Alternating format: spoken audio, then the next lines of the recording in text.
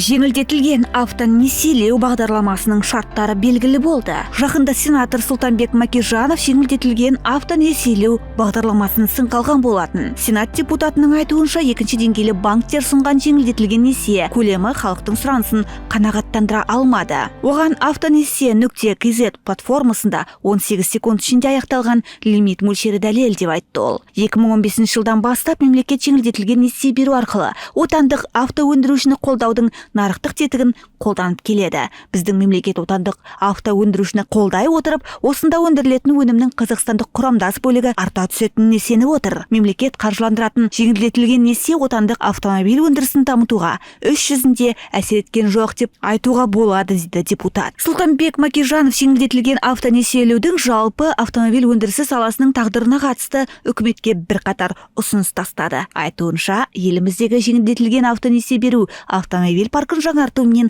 халықты автокөлікпен қамтамасыз етуді арттыру мақсатын көздейді. Мемлекет автопаркті жаңарту үшін сырттан әкелінетін автокөлікке бастапқы тіркеу енгізді. Құны әкелінетін автомобильдің шығарылған жылына байланысты. Ол бойынша ескі көлік әкелу тиімсіз болуы керек. Алайда іс жүзінде бұл барлық көліктің қымбаттауына келіп соқты. Утилиалымды енгізуде көлік бағасының өсуіне айтарлықтай әсерін тигізді деп қорытындылады өз сөзін сенатор. Депутат көтерген мәселеге қатысты автосарапшы Алексей Алексеевтің де пікірін білдік. Жеңілдетілген автонесиелеу бағдарламасы былтырғы жазда жабылды. Бұдан былай бағдарлама халықтың көлік сатып алуын қаржыландырмайтыны, қаражат қоғамдық көлікті сатып алуға бағытталатыны хабарланды. Осылайша қазақстандықтардан жаңа көлік сатып алудың ең тиімді мүмкіндігін алып қойды. Күндердің күнінде үкімет осы бағдарламаға қайта оралады деген үміт бар, дейді сарапшы. Алексей Алексеев Қазақстандағы автомобиль паркі саласындағы мәселелерді атады. Елдің көлік паркін жаңарту үшін жаңа көлік сатып алуды ынталандыратын шаралар болуы тиіс. Сонымен қатар жүйенің өзі көлік иелерін ескі құсқыдан арылуға итермелеуі керек дейді. Бірақ барлық жеңілдетілген бағдарлама жабық. Ынталандырудың орнына импорттық баждар, утилиалым бастапқы жарна құны жоғары.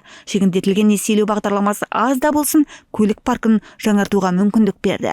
2023 жылы жағдай қалыпқа келіп, Қазақстанның көлік нарығы рекорд орнатты. 200 мыңға жуық жаңа көлік сатылды, бірақ елдің 5 миллиондық автомобиль паркі үшін бұл жеткіліксіз. Бізде көліктердің 60% 10 жылдан асады, 20 жылдан асатын көліктер 50%. 2025-2026 жылдары Қазақстанда 3-4 көлік зауыты салынады деп күтілуде. Жеңілдетілген автонесиелеу бағдарламасы отандық автомобильдердің жаппай шығарылымы басталуы мен қайта жандануы мүмкін, немесе сатуды ынталандырудың жаңа шаралары қажет болады, деді автосарапшы Алексей Алексеев. Айта кету керек, былтыр индустрия және инфрақұрылымдық даму вице-министрі Ильяс Оспанов елімізде жеңілдетілген автонесиелеу бойынша 2 бағдарлама бар екенін айтқан болатын. Оның бірін Қазақстанның даму банкі жүзеге асырса, екіншісі өнеркәсіпті дамыту қорымен іске асырылады. Екінші бағдарламаның қаражаты өңірлердегі қоғамдық көлік паркін жаңғыртуға бағытталғаны да белгілі. Ал Қазақстанның даму банкі іске асыратын бағдарлама өзгеріссіз қалған. 2024 жылдың 24 қаңтарындағы жағдай бойынша бағдарлама аясында екінші деңгейлі банктер отандық автоөндірушілердің көліктерін сатып алуға жалпы сомасы 208 миллиард теңгеге 35 433 қарыз берген.